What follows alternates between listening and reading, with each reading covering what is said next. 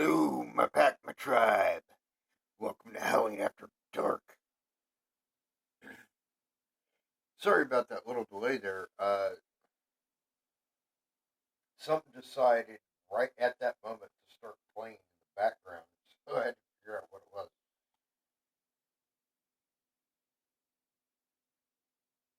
All right, give me 1 second here, folks, and we'll get right into tonight's show.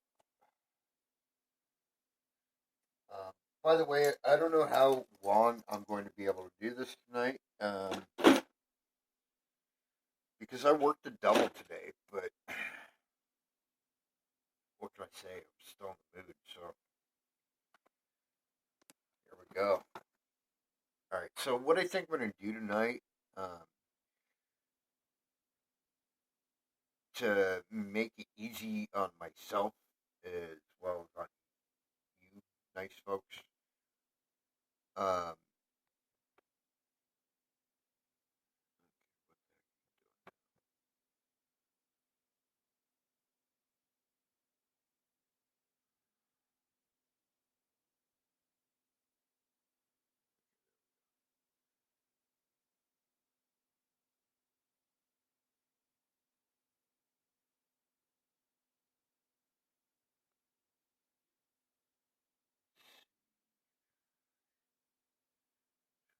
find something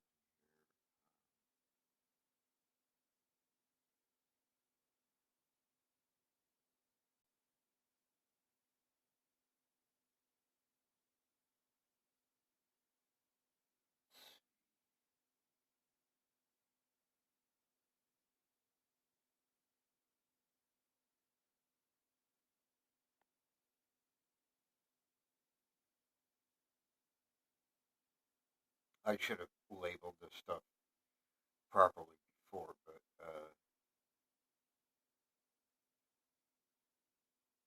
guess I'm not that smart. Hello, my pack, my tribe. Welcome to Howling After Dark. A very special show for you tonight.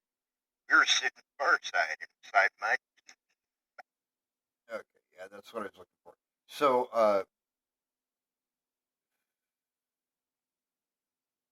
what I'm going to do is I'm going to play an episode for you that was previously unaired, um, because of some technical difficulties. For whatever reason, it didn't play. And this happened like months and months and months ago when my daughter Sarah and her husband Dave were here, and I did kind of a deal with them, and it was pretty cool. And we covered some interesting stuff and got to talking. And I'm hoping to get them back on the show here in the near future, via Skype. They're back in Australia now, so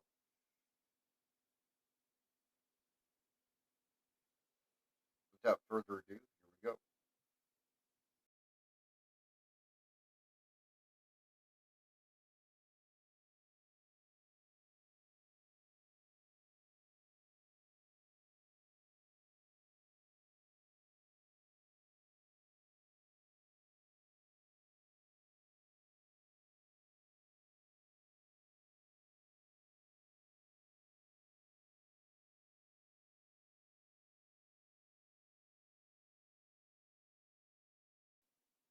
Hold on a second, folks. I'm having some difficulty getting this to upload.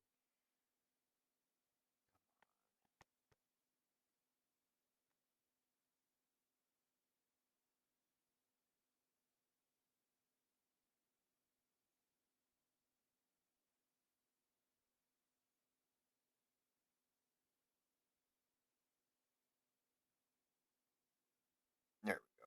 All right, here we go, folks. Hello, my pack, my tribe. Welcome to Howling After Dark. A very special show for you tonight. We were sitting farside inside my teepee in my backyard. And I've got special guests, Sarah and Dave Oliver, members of my team. Say hi, guys. Hello. Hey, how you doing, folks? So, kind of what I want to get into tonight is so many people know about me through the show, but they don't really know about my team members. So, Sarah, we're going to start with you. Why don't you tell the folks here a little bit about how you got started? Well, I was actually around 2 years old, my first paranormal experience. And one day, one afternoon, I was playing in my room and I saw this massive dark figure standing over me. And come to learn since then, shadow people, or you see shadows, they're not dark. At that point, I didn't know that, and it actually turned out to be a very malicious spirit who I called the Dark Man.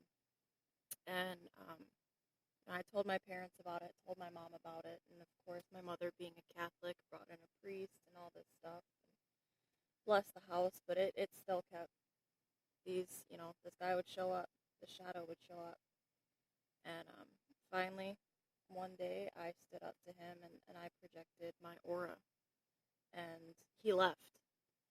And I remember walking up to my mother after that and telling her that big dark man, he can't bother me anymore.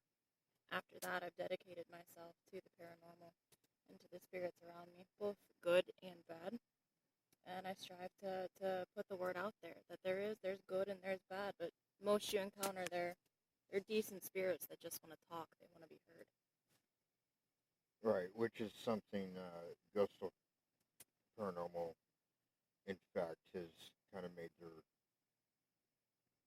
philosophy, if you will, is we don't just make assumptions that everything is negative or whatever, and we're not there to disrespect anybody or harm spirits. We're actually there just to communicate with them.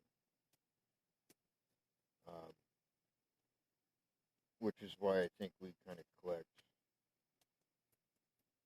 because we had similar outlooks on it.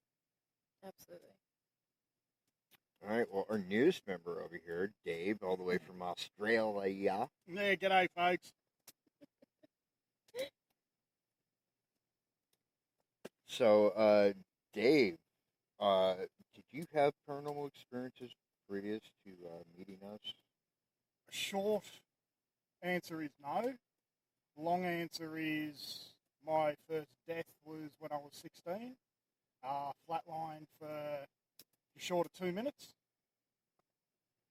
Never really gave much thought on the subject until I actually met Sarah. I came from a pagan roots, so I've always been one to commune with my gods in my own way, shape or form.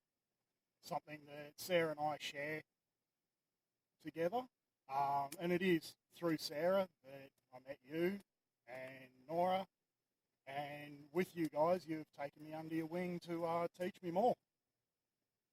Okay, have you experienced anything since you hooked up with us? And we've gone on a few investigations so far since you've been with us. Scars Castle, and we did Wendigo Hill and Lake Anna. Say with those, and I think since even being with me, you've experienced more paranormal things you can't explain. These things that, my tiny little brain can't explain, but that doesn't mean they're not valid. I always go into life with an open mind. Yes, I have experienced things. Back home in Australia when Sarah was there with me,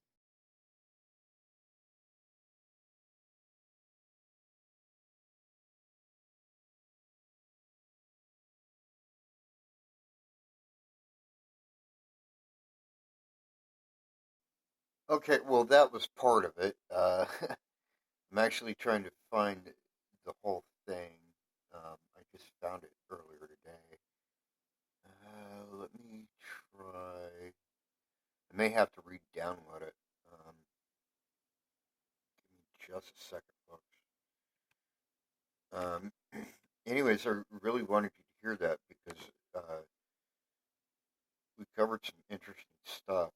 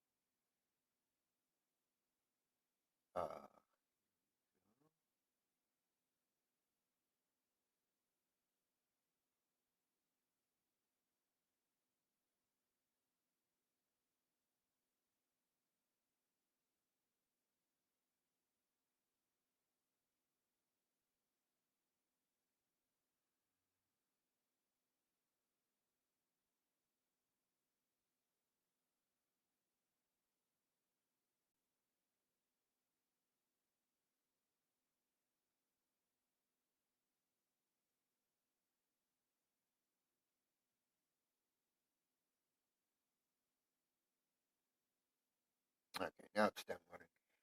Um, so some of the stuff we covered was, typical like interview type questions, like favorite place to ghost hunt and stuff like that. But then we got into like personal experiences and things that have happened to us. Um,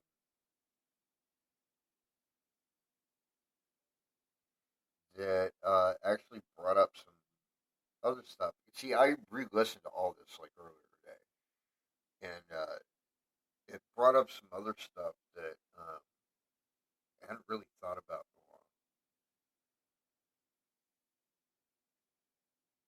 So that's why I want to get into that.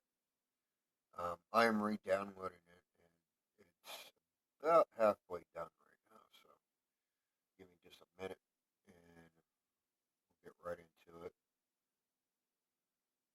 And then I'll do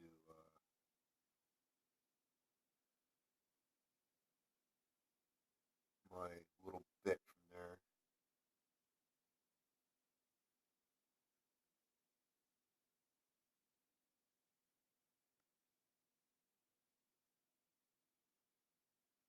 Almost done.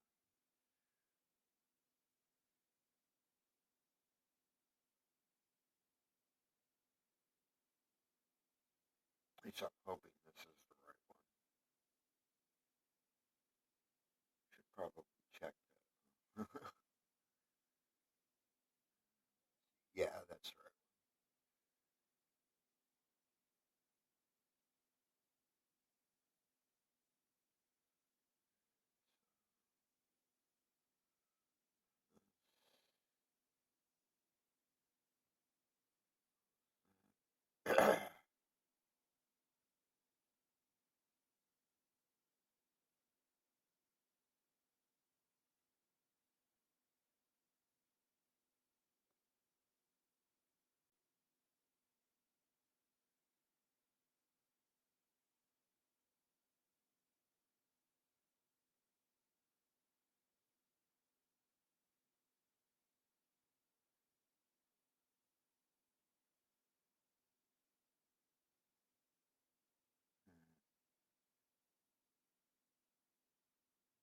Where the heck did it go? Says it downloaded.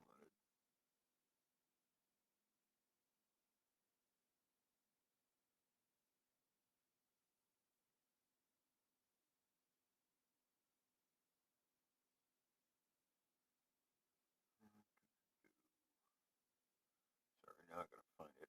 Apparently.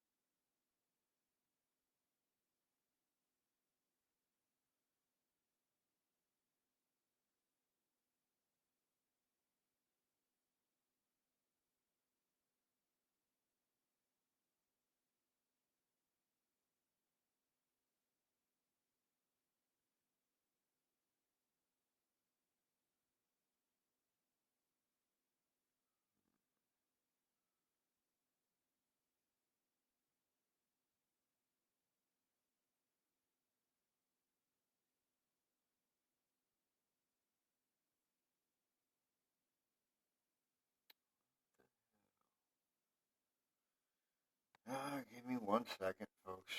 Try this again.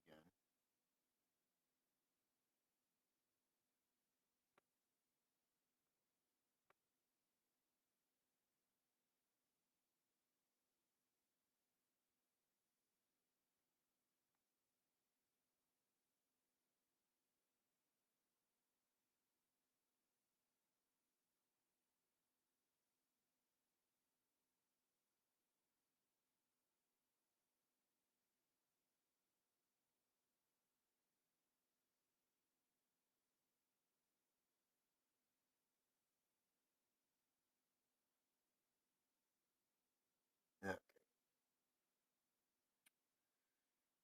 Anyways, so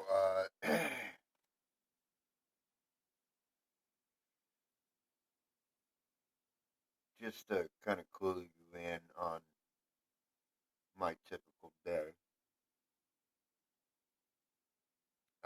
not necessarily paranormal related, but I wake up, go to work,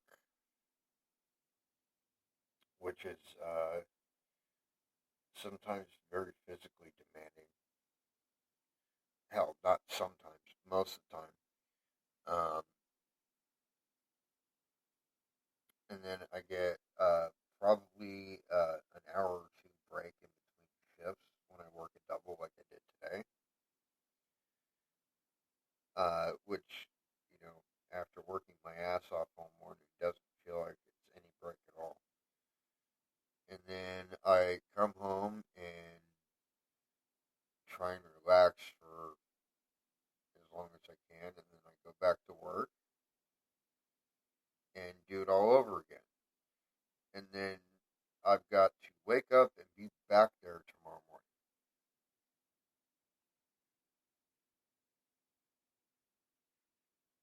All right, I think we got it.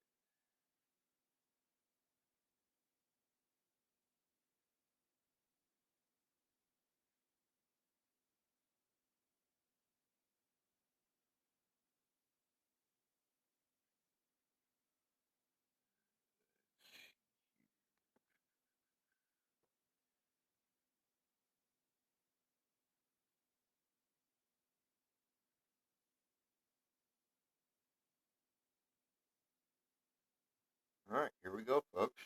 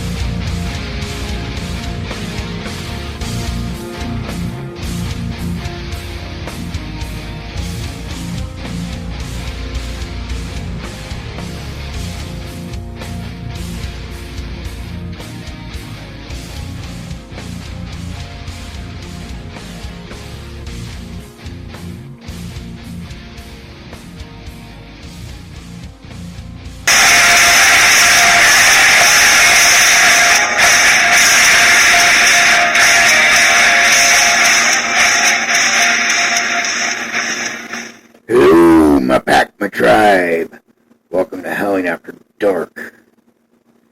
Okay, so here's the deal. I got to explain what happened last night, because what should have happened last night. I had guests on my show, members of my own team, Ghosts of Paranormal, and we had this awesome, 90-minute long conversation on the paranormal and the device I used to record when I went to play it back was nothing but dead air. So we're doing it again tonight. Lucky you. And this time we're not doing it in the teepee tent in my backyard next to a campfire, but we are doing it in my very haunted house. So without further ado, let me introduce to you first my team members, my family, Sarah and Dave. Say hi, guys. Hey, how you doing? Hey, g'day, folks. So, Sarah's been with me, 7 years? Yeah. Yeah. Since the beginning, almost.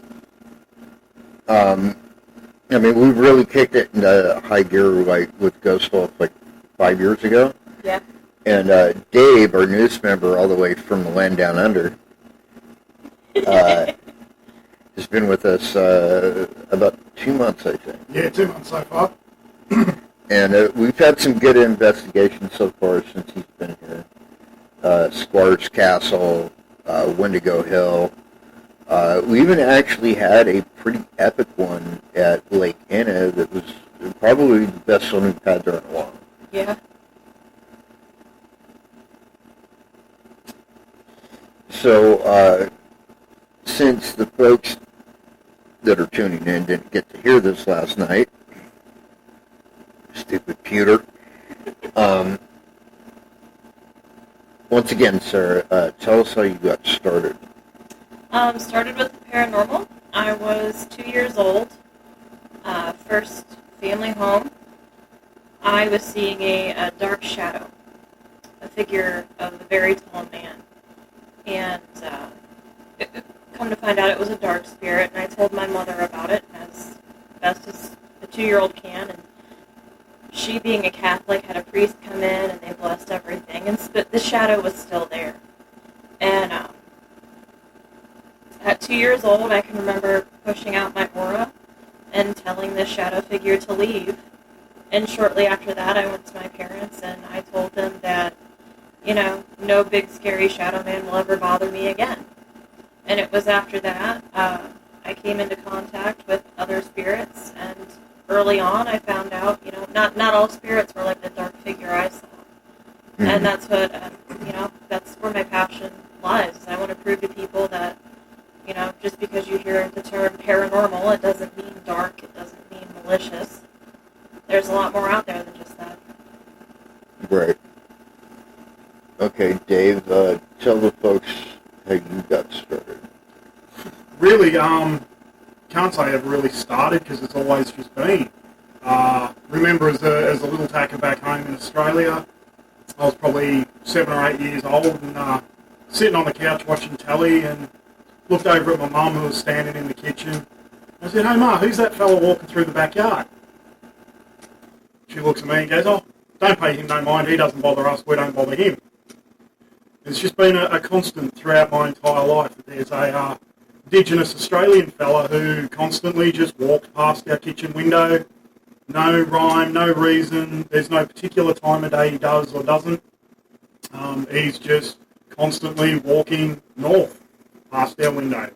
I guess that was my first experience with sort of the paranormal, and took it from there. Yeah, we actually talked about this last night, and once again, sorry you folks didn't get to hear this the first time around. No, we had a good chat, though. Yeah. We were talking about how what he was experiencing was residual. and we went into, I explained what stone tape theory is, which is that certain materials that can be in the ground or even in structures like quartz or limestone can actually contain these imprints of historic events that'll replay over and over again. So what he was actually seeing wasn't like a ghost; it was more like a video loop, just playing over and over again. So yeah. Also last night, and I'm going to ask again. First, you, sir, your favorite place to investigate? My favorite place to investigate, investigations we've been on, is a place in Mansfield called the Bisman Building. As far as local around here, definitely Lake Anna. Mm-hmm. I love Lake Anna. So much happens there. I mean, you're guaranteed to catch something anytime you go to Lake Anna, whether it's a picture or, you're seeing it with your own eyes, even though you can't record it. You're going to find something. Things are bound to happen there. Right. And we have caught some interesting stuff there, for sure. I think my favorite was the photo of the guy on the horse. Yeah, he was actually standing right behind me. I remember that picture. I think I was in that picture, actually. If I remember right. I don't recall. I just remember seeing that and thinking that's Yeah, it was, because he was over my left shoulder. It was just epic picture. Yeah, that was a really good one. And then, I kind of forgot about this one because, there's a lot of reasons why we can't go back there, but I really liked what we call the Vortex. The Vortex, yeah. Which is, it's just an alleyway next to this old cemetery. But what was the original drive into Portage Cemetery, the first cemetery in Margaret? Right. Yeah. And every time we would go there, we would take pictures with this camera before we went, and they were all normal. There was, nothing in them. And then we'd take pictures after we left, and once again, nothing in them, but every time we took pictures there, something was going on. Mm-hmm.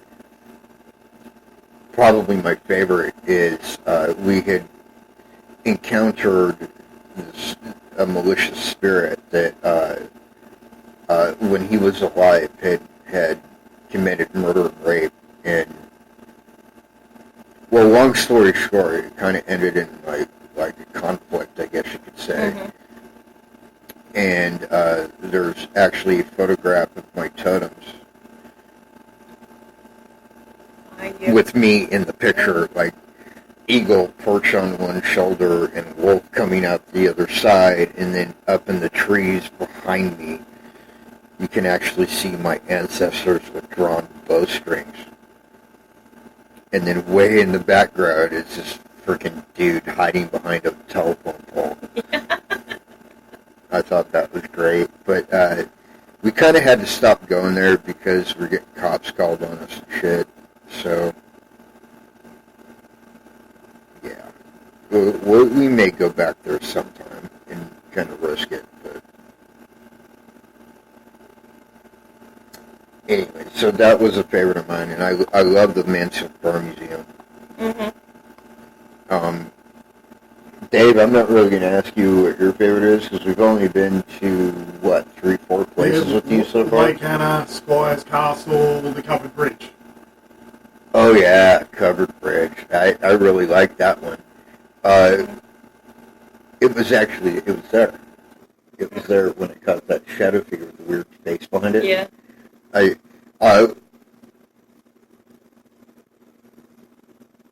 Most of my ghost hunting equipment no longer works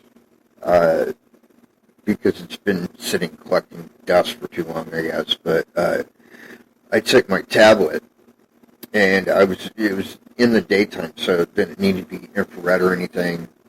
So I was just recording video on my tablet, and we caught this shadow figure that had like this weird face coming out the back of it. And then I actually caught a full-bodied apparition of a Chippewa brave standing in the trailhead ahead of us. It was just for a split second. You really gotta like, zoom in to see it, but it's there. So that was another pretty epic one. Yeah. We went in not knowing what we were looking for. Yeah, well, we had no idea. Weren't expecting to really encounter, but there you go. Well, here's what happened. Nora, who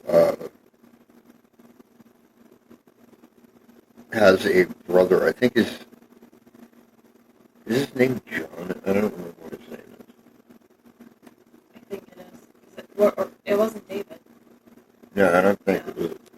Anyway, she has this one brother who was down by Everett Covered Bridge on Portage Trail.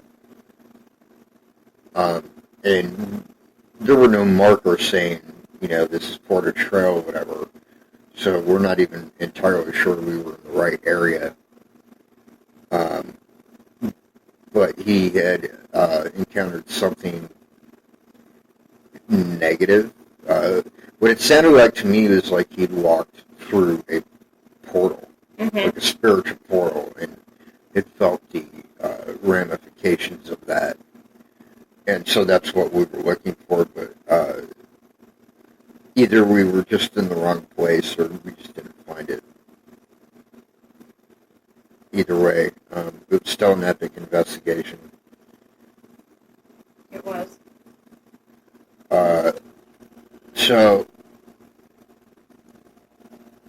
we were also talking last night about closed-minded people. The difference between them and skeptics. Well, what had kind of sparked that part of the conversation, and I'll explain it again since obviously our listeners didn't get to hear it last night, is I follow certain video makers, I guess you could say, on YouTube, and one of them is this guy named Chills, who does like these top 15 videos, and they're usually like top 15 scariest ghosts caught on security camera, or things to that effect. And he's always asking, "Do you believe in ghosts? Do you believe in ghosts? If yes, say yes in the comments below, etc., etc., etc." And so I said, "Yeah, I had a near-death experience when I was very young, and ever since then I could see them, and before some jackass makes some rude comment, no, I'm not crazy. I have actually seen shrinks, and they all rolled me completely sane." And of course, a couple jackasses commented back saying something ignorant, and it kind of sparked this whole conversation about closed-minded people. Because one guy had actually commented, "Ghosts aren't real." Okay, let me explain something to you. First off, if you're a skeptic, be a skeptic. I don't have a problem with you. Because skeptics are who are driving the science behind everything. Because they want proof. But closed-minded motherfuckers, in my opinion, have no business wasting my air. They really don't. Especially rude, ignorant fucktards like that would make that kind of comment and basically attack somebody's beliefs just because they're not the same as theirs. Yeah. And here's my message to that dude. You know who you are. I'm not going to name names. You're entitled to believe whatever you want to believe. What you're not entitled to do is force your opinions on other fucking people. So do me, do everybody, and even do yourself a favor and shut the fuck up.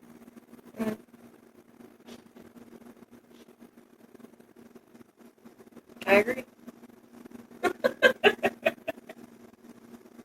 I mean, point blank. Because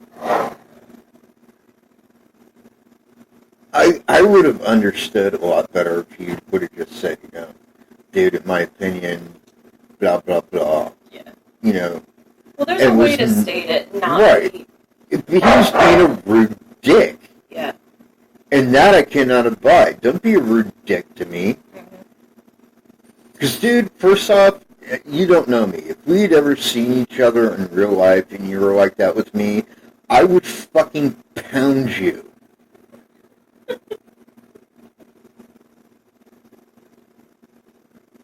Yep.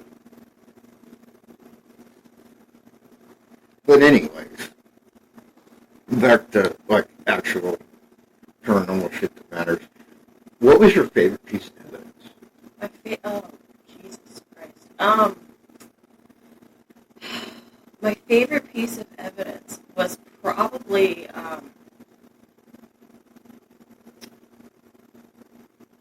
it wasn't the Agora. What was that other? You went there once with us, didn't you? I don't. It was, I can't remember the name of it. It was this old theater, rundown theater. I know what you're talking. That was Bellevue Opera House. Yes. Loved the stuff that we got there. I mean, that whole night, the evidence that we got from that. That was pretty awesome. I'd actually taken a set of 3 pictures there that, had I still had access to, I could post online as absolute proof that actual orbs are legit. Mm-hmm. Yeah. Because it was like this, serpentine, light anomaly that kind of was trolling itself into an orb. Mm-hmm. And it actually showed the progression of that, which I thought was pretty awesome. But anyways, yeah, I definitely like that place. We even tried to get back in there at one point, and for whatever reason it didn't happen. I think because they wanted too much money. Yeah. If I remember right. Yep. Well, it was one of those things, no one had investigated it, and when we showed up, did the investigation, came back with all that evidence. I think they realized that they did have, in their eyes, almost a jackpot on their hands to where they could charge people to go in there. Oh, for sure. But I don't think it was realistic for them to charge as much as they were asking because of the simple fact that it was not that big of a location. No, it wasn't. It was actually pretty small. Mm-hmm. But yeah, I did definitely like it there. I gotta say, my favorite evidence actually was from Alexander Collins. Mm-hmm. And it's actually Forgotten Ghost Town's episode 1. And you'll if you watch it, you'll hear it's like within the first 5 minutes of the investigation, we caught a Class A, not even an EVP, it was a disembodied voice because it was captured on digital recorder and camcorder at the same time. This whispery female voice, you'll actually hear me react to something. I'd seen a shadow figure in this one room, and you hear me go, okay, didn't anybody else see that? And immediately after I say that, you hear this voice go, come and find me, I'm in the building. Mm-hmm. Come and find me, I'm in the building. Class A, quarters above. Yeah. That was probably my favorite. That or, it wasn't even anything that I personally captured. It was Clear Fork Ski Resort. Mm-hmm. We had set up some DVR infrared security cameras, and we'd actually had on camera a apparition of a little girl who was nodding or shaking her head, answering questions on camera, which was pretty epic. But that's it for me. What do you think so far, Dave? Do you have any favorite evidence? Or? Oh, look, going over the footage from Everett covered bridge. What we didn't pick up while we were there was that whoop. Yeah, we didn't even hear it. No, we at did the not. time. It only showed up on the recording, on the playback when we were going through the footage. But that little whoop was something that is undeniable. It happened. It was recorded. Yet at the time, none of us noticed or heard it. Because I would have reacted to that. You would have heard me react to it. Yeah.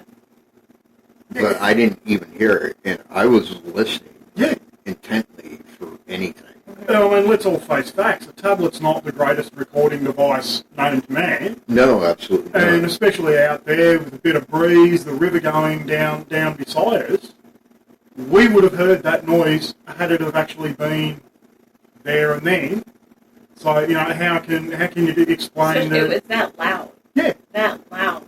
And from the recording, it sounded as if it was quite close to Well, you. here's the thing, too, is that whoop, it sounded like a native war whoop. Yes. And this was, like, right around the time, within, like, I don't remember if it was before or after, but It was before you got the shot of the Brave. Yeah, it was, like, right before I caught that Indian Brave in the trailhead ahead of us. Mm-hmm. And so I kind of connect the two. Mm. No, but it's things like that you kind of got to understand. That's what it is. Without scientific proof or any skeptic saying, "Oh, that's just a blip in your tablet recording," there's no way to say that it's anything less than what came from somewhere else. Well, see, here's the thing. I've examined footage before. Like I'm actually something of an expert on video footage. I've had videos sent to me from other people to either validate or debunk. And I've done so very easily. And after a while, you just kind of naturally learn what to look for with that stuff. And I've started to be good at the audio portion too, like really good. Like I can tell a lot of the time things that we think is paranormal is like it's just the audio getting picked up from like people having a conversation like across the street or something. This was no bird chirping. Right. There was no wild animal that would sound exactly that way. They don't exist.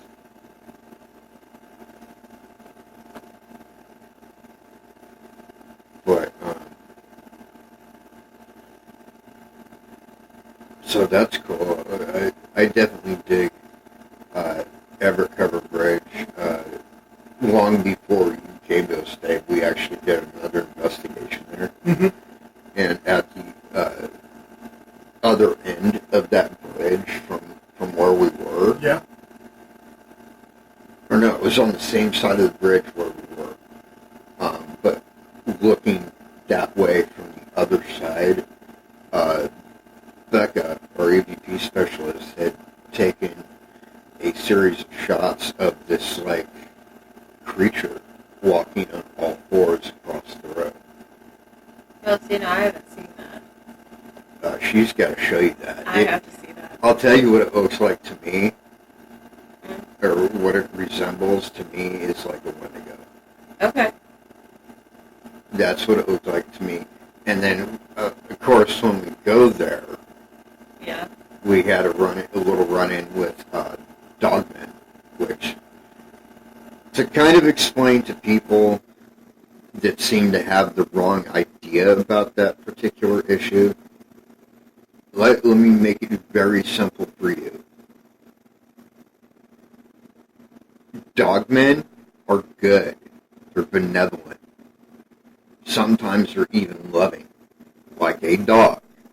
Wendigo are the ones that are scary and kind of aggressive and raise the hairs on the back of your neck. So two different things, some similarities, but two different things, two different experiences. Mm-hmm. Just to clarify that.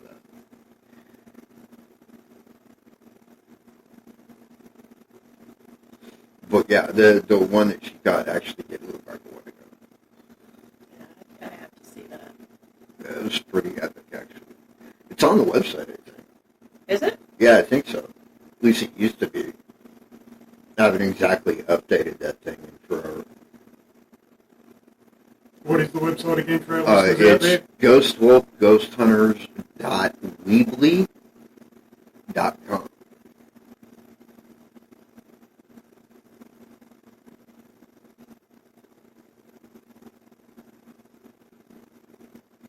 And also you can listen to this live broadcast as well as a lot of the podcasts at ghostwolfradio2.weebly.com.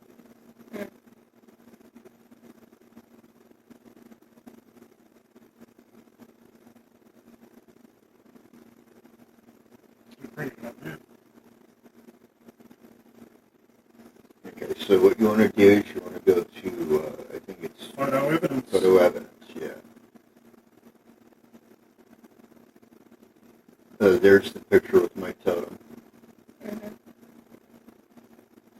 Yeah, it'll be in that series right there, because that's at the Mansfield Park Museum in the attic. No, you got to update something. Okay. Well, here, let me see that real quick. Let me see if I can. Okay, well, you can kind of see it right there. Oh, you see it. And then in the next one, it's moving that way. And Oh, shit. yeah. Shit. Becky took that on her digital camera. And That's incredible. for our listeners, if you happen to look at this photo, it's like the first Second, couple. third, fourth. Yeah, second, third, and fourth picture. You'll see like a glowing road marker, like for a like a corner or something in the picture, and it's right next to that.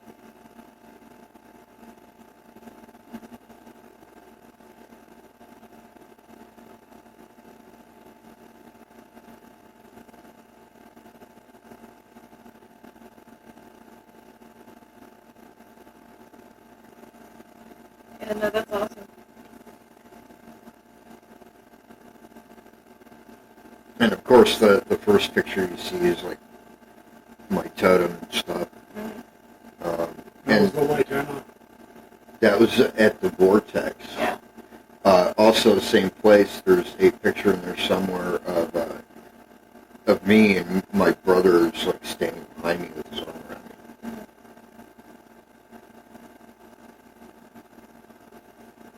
me. We got some good EVP evidence, I think, on there too. Yeah, we're not going to play it tonight. Yeah, You we'll can see. all look it up on your own time, folks. Well, I've already played it on the show before, and I'll probably play it again at some point in the future, maybe next week. But yeah, so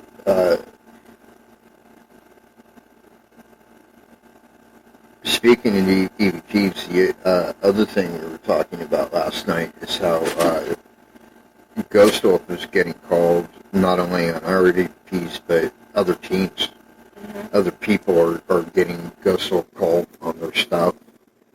And I had actually done a live EVP show, which is kind of a misnomer because it's actually what they call ITC, Mm-hmm. which is devices like the Spirit Box or what's that other one? The paranormal puck device. Yeah. Things of that nature that's using technological means so that ghosts can speak. Mm-hmm. I find the Spirit Box app on the phone is to be really accurate. Yes, it is. Because all it's doing is causing white noise that you can actually audibly hear the voice through.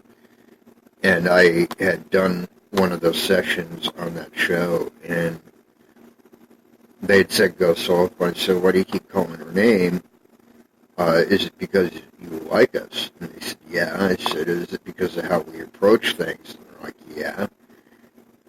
And I'm like, are we, like, famous on your side? You know, and I was almost reluctant to ask that question when I asked it, but it goes, oh, yeah. Which was epic.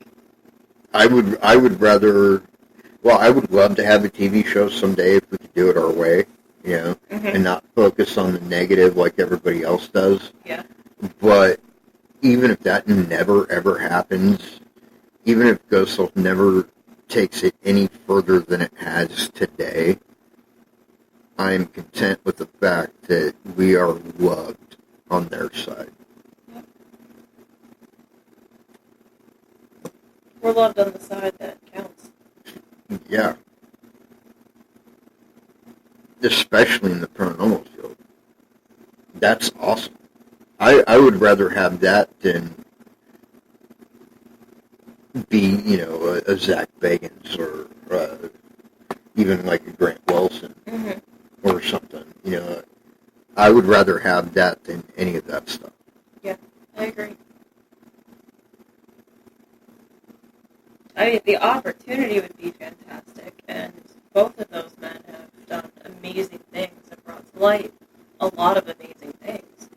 And the opportunity to do that would be fantastic, but at the core, it's not what it's about. It's not, you know, having your face or anything you catch really broadcasted to the world. It's what we're doing here. It's what we're doing now with the people listening. You know, it's reaching out to them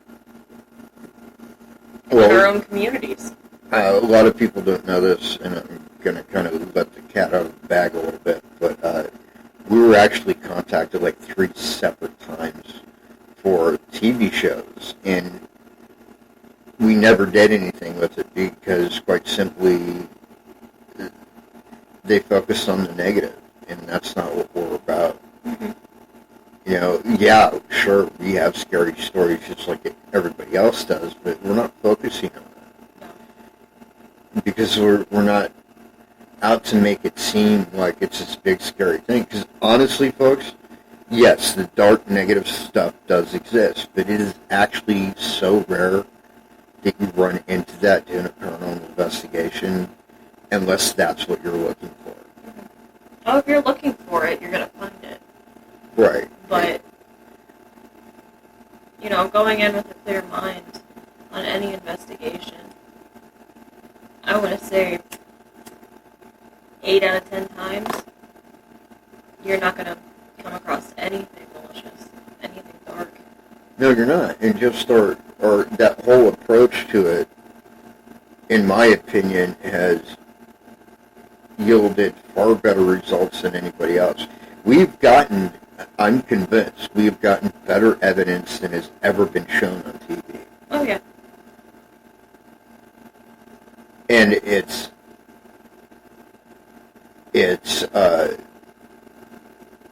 I mean, there's always going to be some closed-minded asshole that disputes everything.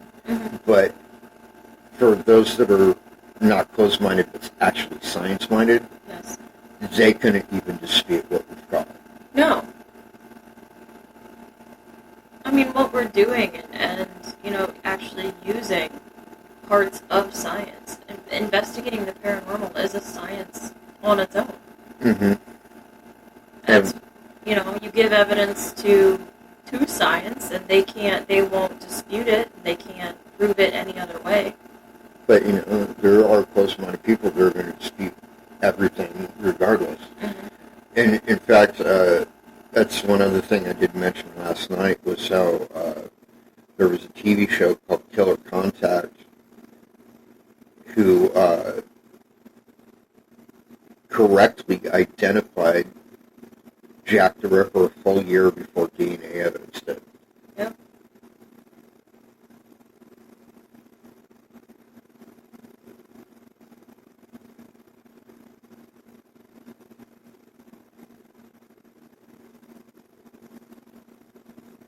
Okay, so we've got about a little under 6 minutes left in this session. So I'm going to ask you a question really quick. Mm-hmm. Where do you want to see this go? Oh, honestly, once we brought Dave on, being in Australia and seeing a lot of the haunted places there, I'd like to see it go international. I'd like to be able to, take this out of our own community and go worldwide. I don't know about you. No, I'm up for a trip. I love traveling. Well, see, I think that would be awesome too, but I want to do what really hasn't been done. Not on any TV show, with the exception of Ghost Hunters, or not Ghost Hunters, but Ghost Adventures has done a few. I want to do strictly ghost towns. Mm-hmm.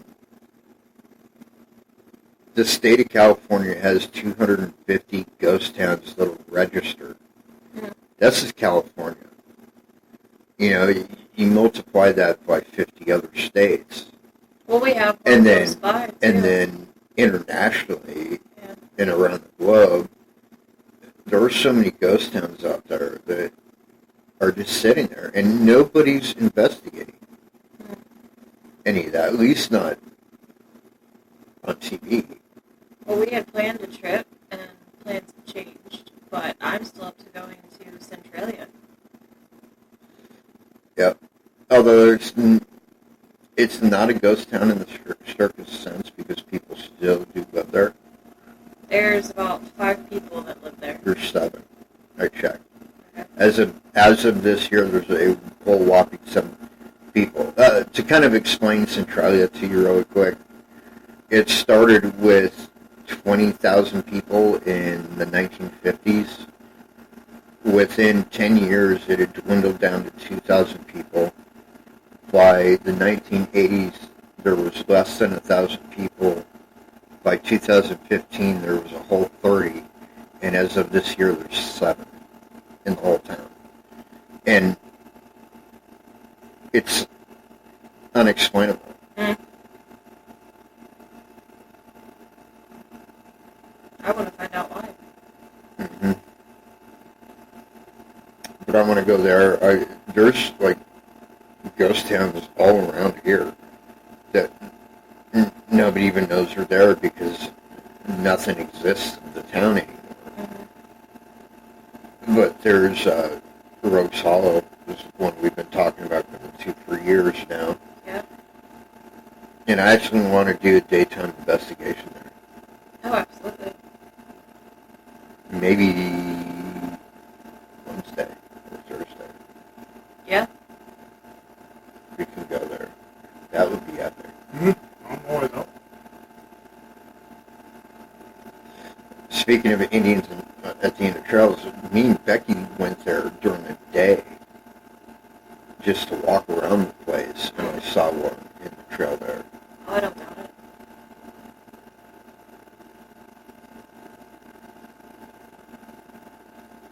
But yeah, even that town, nothing is left, except for they did put up like these signs that tell you like where everything was. So instead of the general store being there, there's a sign saying general store.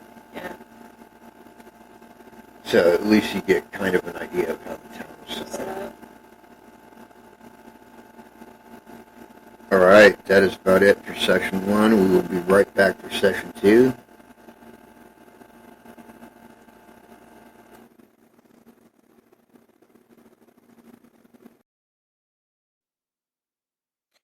All right, so that was part one of that uh, whole show, and I think you can see what I'm talking about. How it brought up some stuff. Um, you know, I've been well, I've been dealing with the paranormal since childhood, as I've said previously in other shows. But I've been a paranormal investigator for uh, right around 30 years, um, like 28, I think exactly. And the thing is like in all that time, my outlook on stuff has never really changed. My like some of my theories on different things have changed a little bit as new information has come my way over the years. But all in all, my attitude, my beliefs about it have never really changed at all. And neither has my pet peeves about it. Like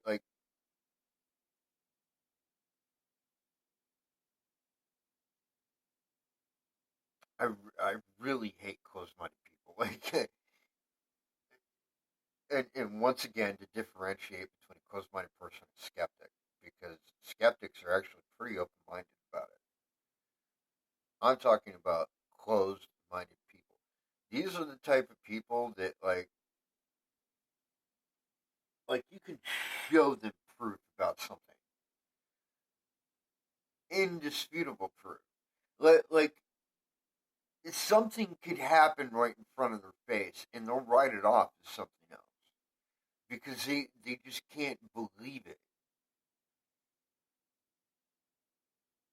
Now, as much as I don't like those people, it drives me insane about them. And I know there's probably a few out there that think that way, but they never say anything. And I don't mind those people. I'm talking about the ones that gotta force their opinions on other people. Where like something will happen and they'll write it off as something else, and you go, no, look, that was real. That actually happened. How can you dispute that? Oh, well, ghosts aren't real. You know what? Fuck you. Yes, they are. Open your eyes. Seriously. Like, with so much information about the paranormal out there, so many different pieces of evidence that we know are legit.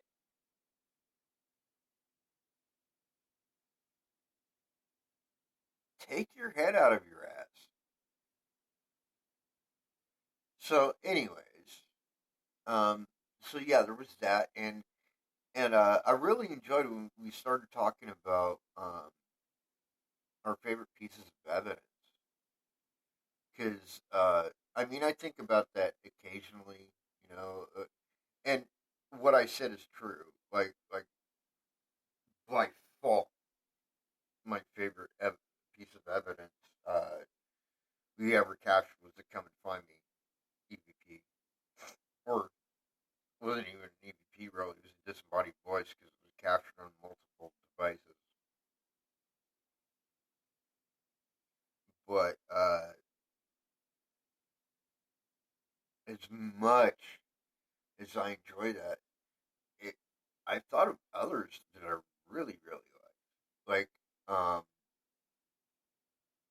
But probably easily in the top 10. Actually, um, was when we went to Brownella Cottage. And for those that don't know about Brownella College, I'll explain really quick.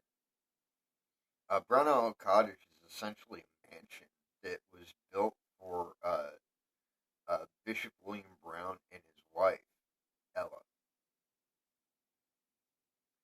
And it was given to them as a wedding gift, I guess. And I'm not going to get into the whole history. If you want, you can look it up pretty easily. But it's a very cool location, very very like Victorian esque, I guess you could say. Um, when you think of a haunted mansion, that's kind of what it looks like. Like it pretty well fits into that mold. So we were there investigating. I had actually a few years back, I'd actually paid for everybody to go there that was on the team at that time as a Christmas gift. Um, and Christmas for us was in February that year because we had no money until we got our tax return. So with my proceeds, I paid for everybody to go to Brownell and investigate. And there was a whole bunch of us there, but me and this lady named Nora, not to be confused with my Nora, different Nora, were in Ella's bedroom, and I had placed, I think it was a my EMF meter. Yeah, it was. This is my EMF meter. I placed on the bed, and you hear me say, um, "Do you not like it there? Do you want me to take it off the bed?" And in a, I guess he was feeling like being a smartass, is my guess. You hear this male voice, which I'm attributing to Bishop Brown, who, if you understand what he went through with the church after you read his history and all that stuff, which I'm not going to get into, but it makes it humorous. He actually says, and you can hear it, it's Class A EVP, now give me bread. Now, what's funny about that is he had a falling out with the church. He was a Lutheran bishop who was what's the term, excommunicated at one point by the church because of his not so Christian views he was developing after the death of his wife and stuff. So yeah, real interesting place that. Um, and it also brought to mind the other thing. It was actually the same place, but different part because it has outbuildings, and we were in the old carriage house, which has a lot of artifacts in it, including native artifacts, different native uh, arrowheads that they found on the property. And I don't know that it was ever like actually recorded, um, but I was using the Spirit Box app on my phone, and I was having a uh, conversation essentially in the Algonquin language, which is the language spoken by most of the northeastern tribes, uh, from the Sioux to the Chippewa to some extent the Cherokee, although they do have a different language. But I digress. So we were having a discussion in their language over the spirit box, and he was answering questions and reacting to things that I was saying, and it was a really cool, like 5 minute long conversation with this native gentleman. So yeah, that was pretty epic. Anyways, we're going to continue on with part two of this, and I will see you after that. Well, not see you. I'll talk to you after that. Anyways, here we go.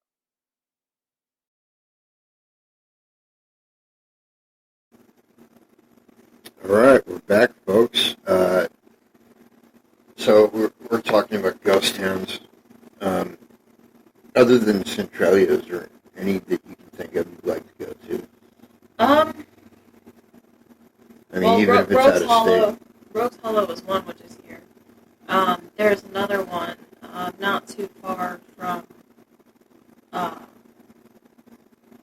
Barberton. It's actually still in Barberton, and it was a tiny little town way back in the day. It's where that huge mansion is. Yeah. Down where that is. That used to be a tiny little town down in there. Problem is, though, is that's a now private residence. Right. But it would be epic, too, to get down to there and do an investigation. That'd be sweet. I have a couple that I would really like to go to, but they would be like, it'd be like a whole day thing, really, Right. because they're so far away. I mean, they're still in Ohio, but one's like down by Cincinnati, Just a good 4 or 5 hour drive. called Bluestone, Yeah, I've heard of that. and like really the only thing that exists of that town anymore is like some of the walls Mm-hmm. have crumbled, but some portion of the wall is still left standing, Okay. like a little piece of a corner, Uh-huh. that kind of thing. And I would really like to, I'd like to investigate any place that's kind of forgotten, hence the name of the web series, Forgotten Ghost Town, or now Forgotten Haunts. Mm-hmm. Like, right in Cincinnati, there's actually a sanatorium, a TV ward, Yeah. that is pretty much abandoned. And I don't know if it's been torn down yet, but they were talking about it. Mm. And then out in Springfield, there's a place I actually got to investigate called the Collier Building, I've heard of it. which is freaking huge. It's nearly 1 million square feet. Jeez. It's 8 stories tall, not counting the tower on top that you can actually climb into. Shit. I didn't investigate it there with a former member, and we were on the 3rd floor, and this part of the factory that, it was the 3rd floor, but also had like this catwalk up above, Mm-hmm. and this light anomaly was on the catwalk, and it dropped down to the floor right in front of us, and it passed between us. Mm. And we both saw it with our own eyes. And then I started to lose juice on my camcorder, so I had to go back to our base, quote unquote, and plug it in. And on my way back, because I went back by myself so they could continue to do what they were doing, and there's like this breezeway. It's essentially like a man-made tunnel that goes across this open space from the east and west wing. And I was walking through, got to the other side, and right as I was coming out the other side, this orb dropped down right in front of me. It was like maybe 6 inches from my face. That's awesome. And like you could feel that static, that crackle. Yeah. I mean, that place is epic. But there is a business in there now, so I don't even know if it's possible to do anything there now. And then also in Springfield, there's an entire hospital that was abandoned. They'd actually built a new hospital because of how haunted the place was. Oh, wow. And they, like, doctors and nurses and healthcare professionals have been notoriously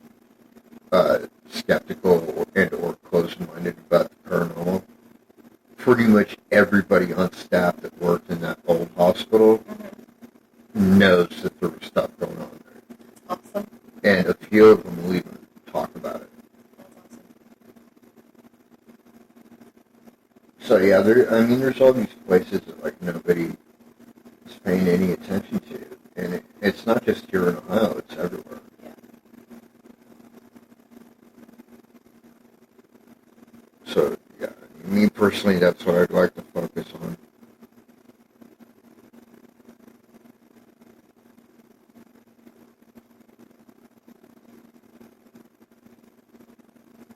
But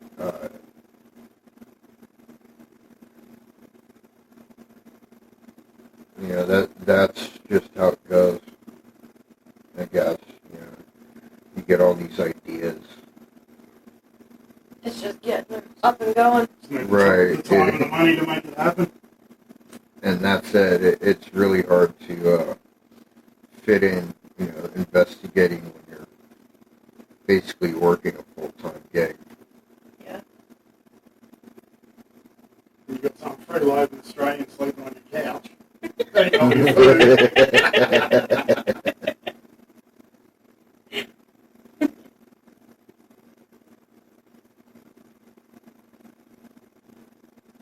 You can't be all that bad. My dogs love you. Don't trust a man who doesn't like a dog, but I trust a dog who doesn't like a man. There you go. And that's Nacho to a T. Exactly. He don't like anybody. Yeah, the big cuddle pie. He definitely doesn't like anybody outside of this house. No. Yeah, and just for my listeners, you may hear some barking. That will be my Nacho. He actually did bark when we did this last night, and I kind of think that spirits were in the area. Yeah. Like, if not in the teepee with us, at least on the outside, because they kept barking. Mm-hmm.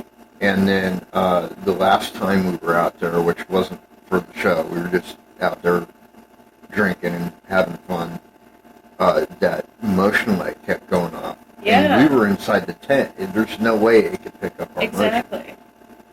I thought about that too when we were sitting out there. But something, and there was nobody out there. I kept looking. There no shadows of like people walking back and forth, nothing like that. There was no sound of animals scurrying around. I mean, it could have been like squirrels or something up in the trees, maybe, or maybe even Possibly. birds, like nocturnal birds. But still, you'd think we'd hear something. Mm-hmm. But it was just quiet.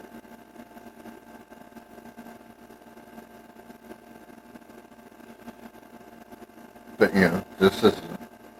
this is a haunted house, without Yes, a it doubt. Like, luckily, only good-natured spirits are here, but that wasn't always the case. Like, when we moved in here, you got a good feeling everywhere in the house except for the basement.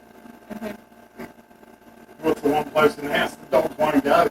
The basement. And, like, literally, my dogs will not go to the basement. Even though what was negative down there has since been removed from my house, they still won't go down there because they remember that shit.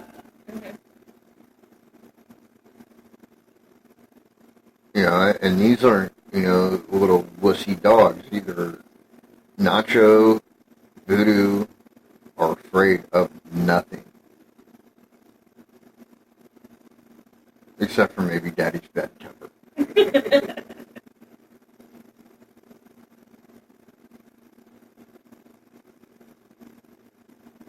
But yeah, that's pretty interesting. And then, like right down the street is the largest historic cemetery in all of Akron. Yeah.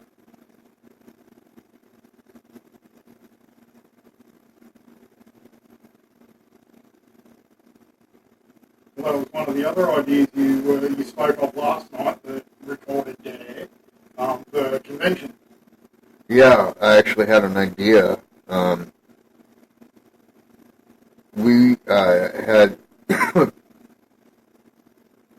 friend of mine named Nora Custer had actually took it upon herself to put together this paranormal convention, essentially called the Ohio Paranormal Gathering, and she did it for 2 years, and then hasn't happened since. And I think it's now the third or fourth year that it would be going on, and there's really nothing like that local that takes place in Akron, and even on the rare occasion that one happens to pass through here, it costs you an arm and a leg. But I know that the people at Glendale Cemetery have no problem hosting events. They hosted a ghost hunt there that I went to and got awesome evidence from. So my idea is to have this paranormal convention, or actually to be more explicit and honest about it, it'd be like a paranormal fair. Yeah. Where not only could people come and hear you speak about the paranormal and like your experiences, and have all these other different teams and stuff as speakers. Mm-hmm. Also, you could come and sell goods, like Nora could sell her jewelry that she makes, or people could sell baked goods or whatever, and make a little money off of that, and then we could charge them a vendor's fee, and charge people $10 at the gate, and people will show up. When we went on that ghost hunt, there was 300 people that showed up at $10 a pop. That's how they paid to get that bell tower fixed. Oh, okay. And so if we could do something like that, and they get to keep all the proceeds for restoration or whatever they need, I don't see why they would say no to that. No. We would just have to plan it out ahead of time and and all that. And so it may take a while. It may not get done until next year. Still work in progress. Right, but it's a good idea, I think. Mm-hmm. But there's places around here that are pretty haunted too. One of which we found was St. Vincent Cemetery. Yeah. Down there on Market Street. Yeah. But it is absolutely disgusting what's taking place there.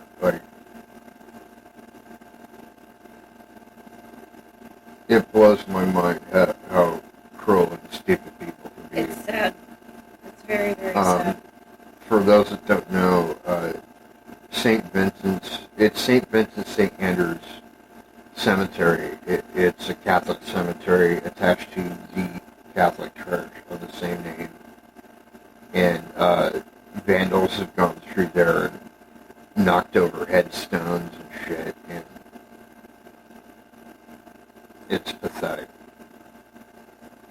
that somebody would do that. I think it was I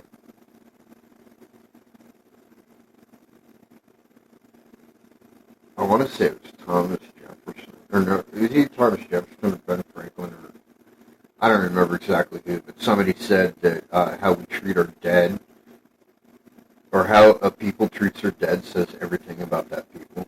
Mm-hmm. And it's disgusting to think that, unless these things are fixed 100 years from now, people are going to wander through there and look at that, and what are they going to think about us, Exactly.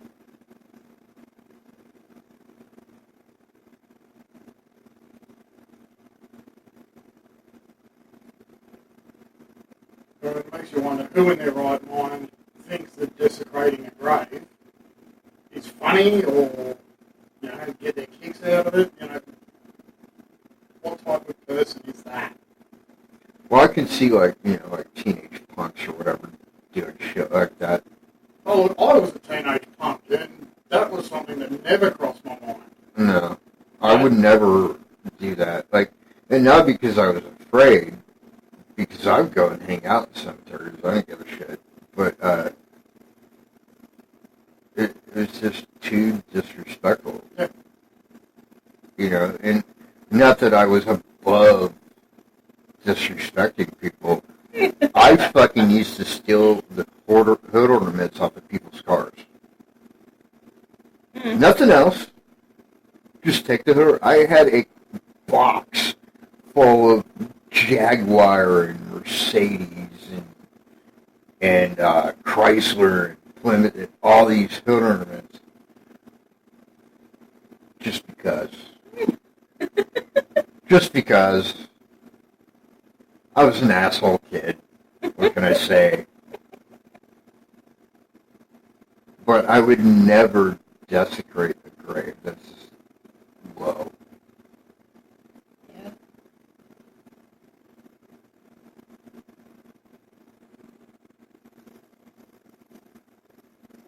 Okay, change the topic. So, we talked about our favorite places to hunt. What was your all-time favorite ghost hunt? And why?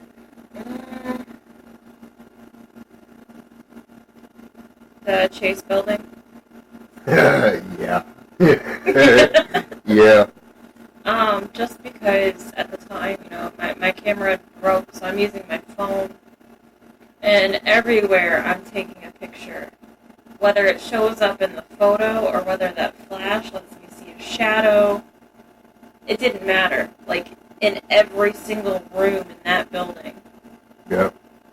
it was just, like, off the walls insanity.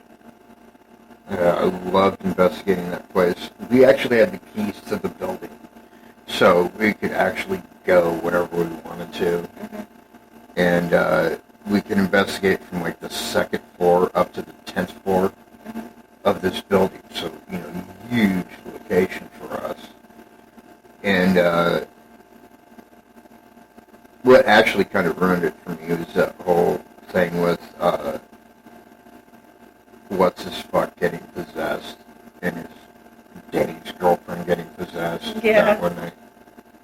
I'm like, God damn, really? You bring that shit into this?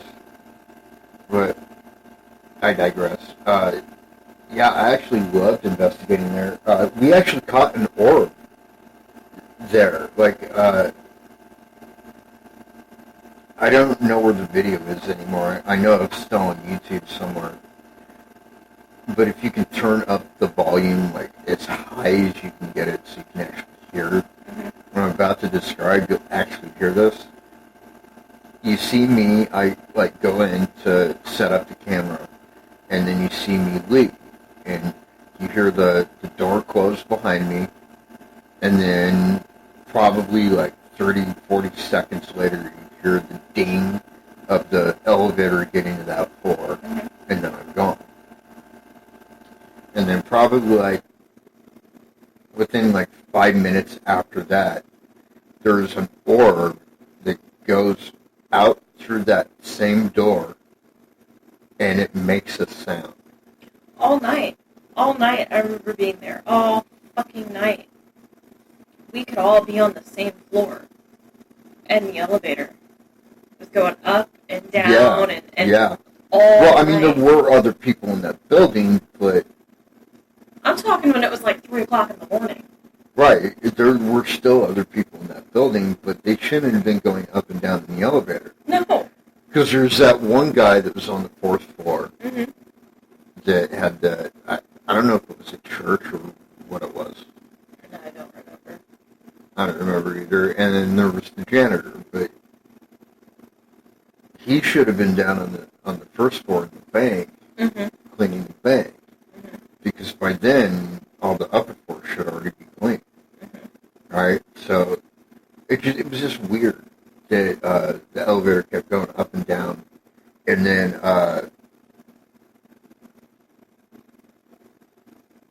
God, what William? Yeah. William was the spirit of this little boy that we could actually get to do poltergeist activity on command. Like we'd be like set out a toy. Like actually it wasn't a toy the first time. It was like a bag of pretzels. Yeah. I remember. And he actually moved it across the floor. Yo! Yo! Come on in. We're doing my radio show, and that would be my Nora.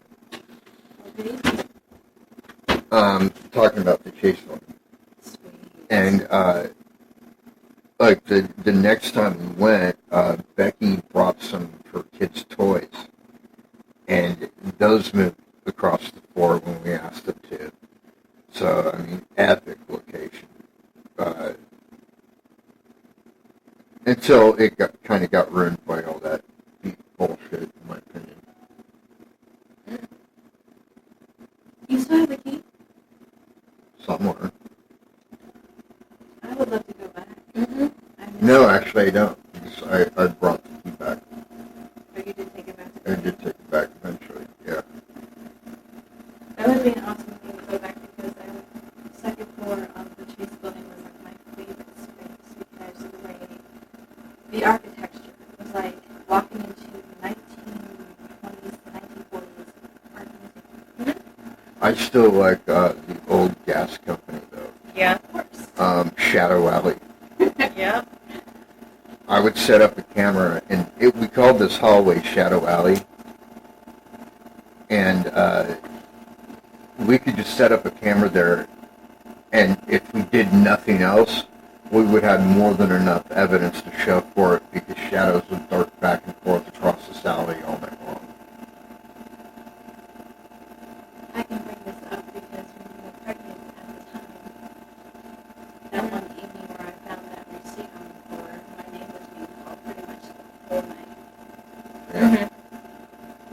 Yeah. So that was an epic location too, but I gotta say, my all-time favorite investigation,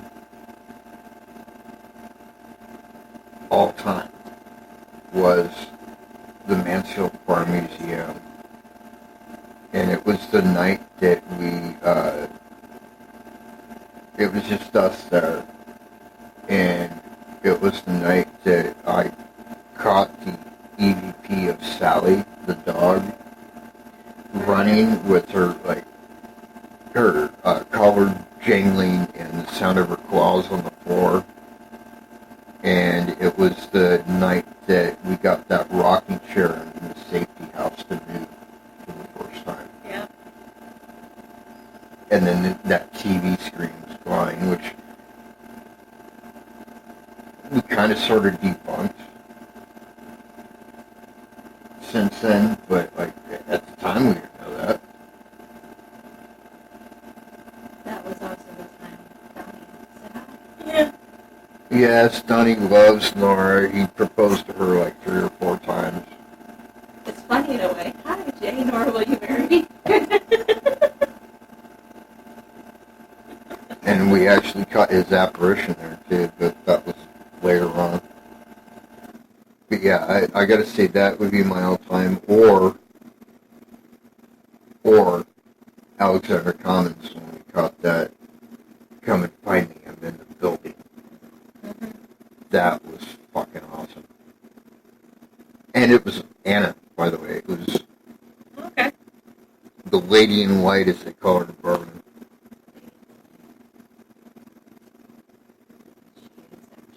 The little lake was named for her. See, I don't have any old pictures of what that lake actually looked like before they built the sidewalk around it. Because it wasn't a lake.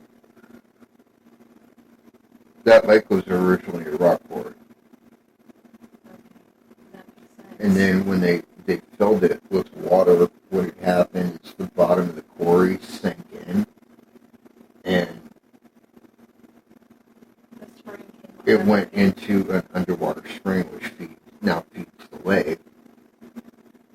And so, because of that, they technically don't know how deep it is. And you can't really tell because the undertow is right. No, that undertow at Lake Anna has actually killed people. Mm-hmm. And no bodies. Nobody's ever. People that have drowned there, they don't come back up. They don't come back up. Nope. I mean, it's very likely that they were washed somewhere downstream, but if they ever surfaced above the ground, unknown. They could either be underground somewhere, or they could be John Doe's sitting in the morgue somewhere. But yeah, I mean that place alone is pretty active, I would say.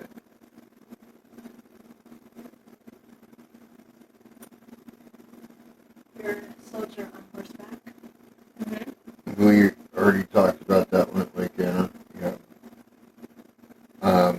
What about yours? What was your all-time favorite?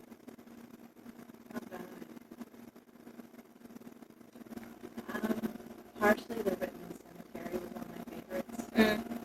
But it would have to probably be the Cheese Building of all time. Because between the second and the 10th floor, those are my favorite spaces. Because while you guys were out going around places, I'm in the back hallway. Mm-hmm. Yeah. On my own. I enjoyed being back there on my own because it was just really quiet. And even though it echoed like crazy and I could hear everyone else, I even was able to text you that one night that we were here to Cheese Building. Mm-hmm. Yeah, and we kind of had free reign of that place for a while. I love that place. I love taking naps at that place. Yeah, that was a really good one. My favorite place was Becky's picture of the formation of that skeleton she got in the window of the office at the farm museum. Yeah. That was epic. And she still has it. It's actually on the website.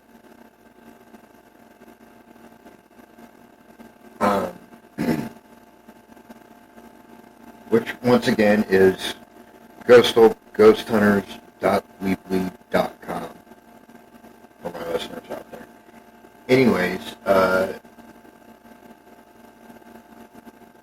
what is the one place, Sarah, yes, that you want to go to more than anything? Go back, or just the one place? No, that you've never been. I want to go to. That's a tough one because there's so many places I do want to go to. Tombstone. That would definitely be a good one. Yep, I want to go there. I have been to Tombstone. I've never investigated Tombstone. Because at the time, I didn't even think that was like right. a thing there. Yeah. Yeah, I knew there were spirits there and stuff, but I never thought that they would allow that there at the time, and at that time, they may not have. So definitely a good one. What about you, Dave? Oh, I've been in the country for 2 months, mate. I still want to go to Disneyland.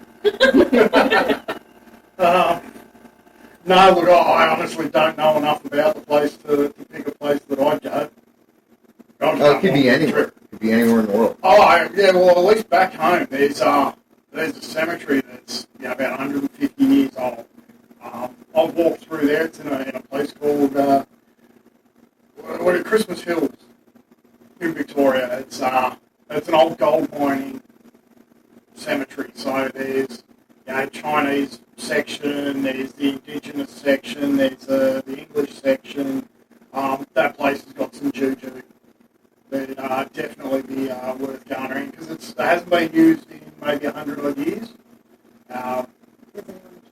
Yeah, the maintenance is kept up on it. It's still a lovely little cemetery. It's just no one new has been put in there for 100 odd years. So that's one place that I'd love to take everyone. Sweet. What about you, Nora? Scotland. Yeah. Okay. I'm going to tell you mine. It is an epic place, and I've never gotten to investigate there. Every time it's come up, we either didn't have the finances for it, or going to take time off work, whatever it was. But Hillview Manor. Oh shit! Yes. Hillview Manor, for those that have followed any of the shows, was the place where Ghost Adventures went, and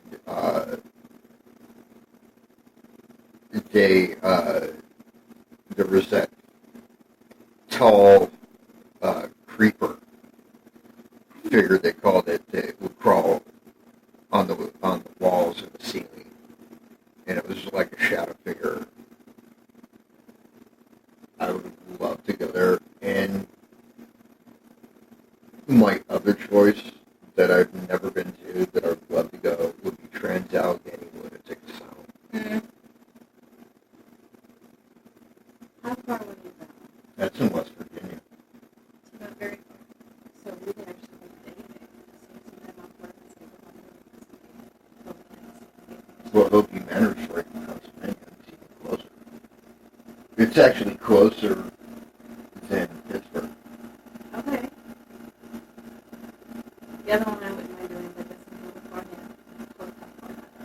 Oh, I've actually investigated that, so that disqualifies that one for me. But definitely epic location. What about you, sir? Tombstone. If I wouldn't go to Tombstone, there is a cemetery up in Michigan's Upper Peninsula, right off of Lake Michigan, and buried there are native graves, French soldiers, American colonials, and British soldiers are all buried in this one place. And it's supposedly super haunted. People out on boats at night claim to hear like war going on coming from this little island that was basically can't even really be called a cemetery because bodies were just all thrown together. Well, since you brought up Battle, there is another one. I kind of, sort of, investigated there once, but it wasn't like a full-blown thing. It was just like, I was there for like 15 minutes maybe. Gettysburg. I'd like to do Gettysburg, and the other one that I would like to do that nobody's done, at least not to where it was like televised or anything like that, would be Valley Forge. Yeah. Even though we've been by there, we haven't investigated there.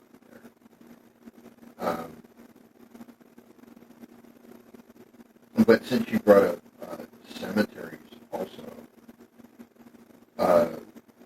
there is a cemetery I would love to investigate right outside of Chicago called Bachelor's Grove. Okay. It is recognized as the most haunted cemetery in the world. Okay. Ghost Adventures went there once, and a few others have gone there, and there was quite a bit of wow factor and controversy that happened there years ago when this guy was just walking through the cemetery with the camera, taking random shots of like grave markers and stuff, and he caught what is generally recognized as the most detailed full-bodied apparition ever recorded on camera. It was like a woman you see every detail of her, all of her facial features, her hair, like the separate strands of her hair, every wrinkle and fold in her dress, even what kind of material it is made out of. Mm-hmm. You can make out, and she's sitting on a gravestone, and you can kind of see through her.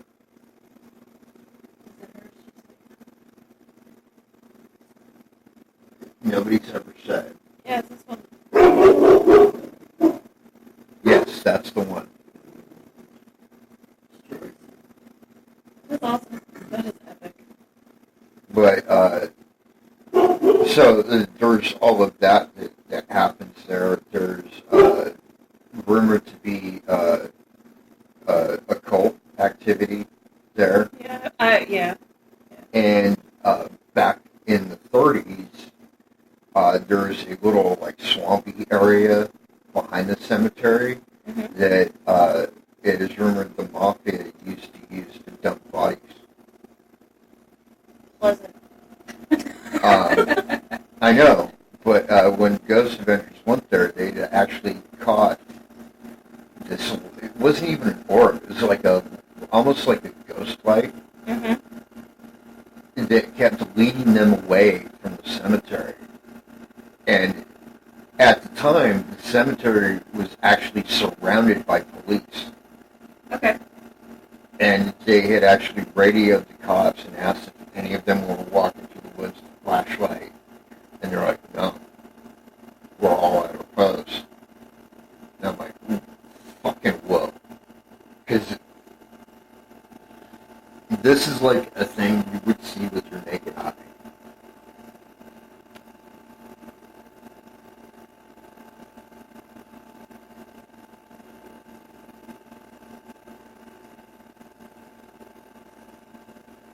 So, cemeteries are definitely... I've yet to go to a cemetery, actually, that wasn't active. Mm. I don't think about one that is not. Well, actually, no. I take that back. There is one. But I didn't go there to investigate, so I kind of not counting it.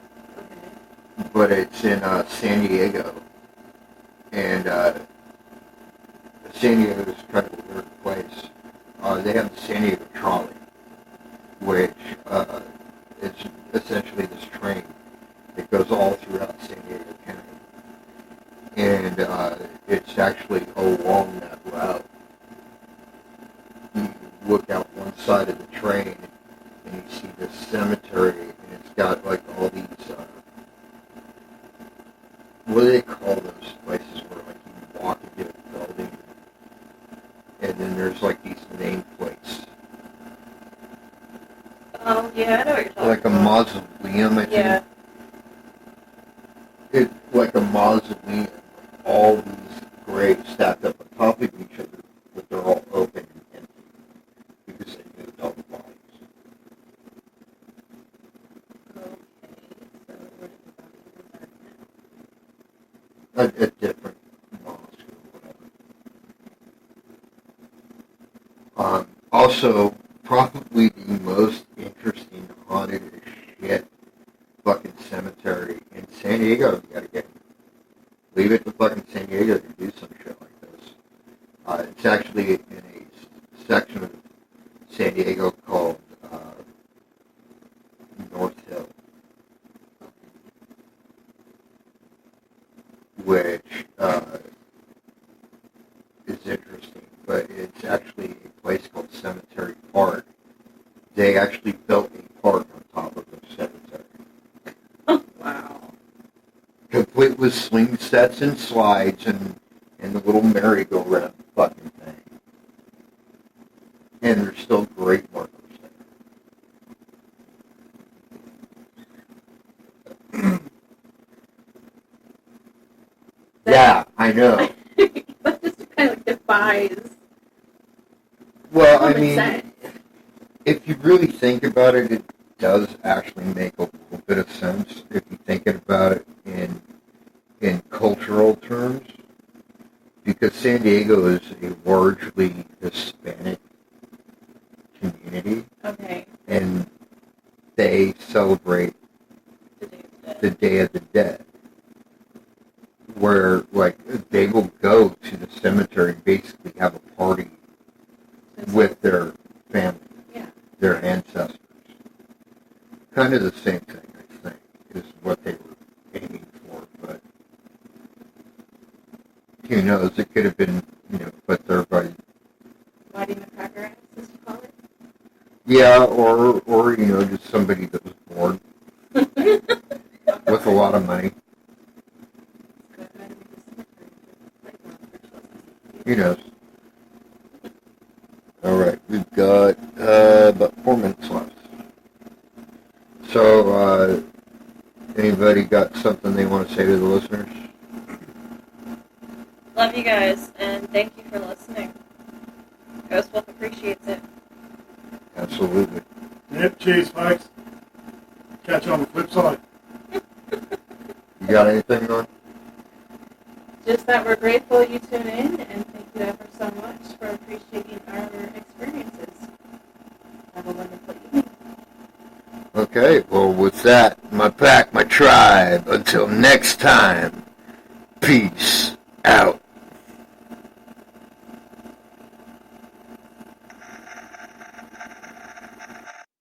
Okay, and that was our episode with Sarah and Dave.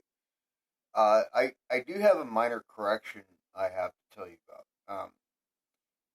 In that clip there near the end, when I was talking about Cemetery Park, it's actually in a place called North Park, not North Hill. Um, Not that makes a lick of difference to people who don't live there, but there you go.